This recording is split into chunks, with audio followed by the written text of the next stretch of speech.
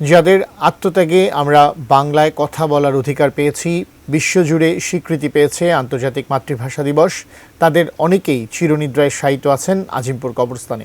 সেখানে রয়েছেন সহকর্মী রবিউল ইসলাম রবি। সরাসরি যুক্ত হচ্ছে তার সঙ্গে। রবি, আজিমপুর কবরস্থানে কাদের কাদের কবর রয়েছে, আমাদের সে বিষয়ে একটু বিস্তারিত জানাবেন। যেখানে 1952 সালে বাংলা ভাষার সম্মানের জন্য, বাংলা ভাষার মর্যাদার জন্য শহীদ হয়েছিলেন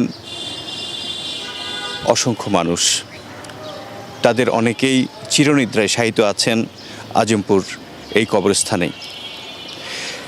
আমি একটু দেখানোর চেষ্টা করছি, ঠিক কবরস্থানের ঠিক পশ্চিম দিকে আব্দুল জব্বার ভাষা সৈনিক, ওনার কবরস্থান।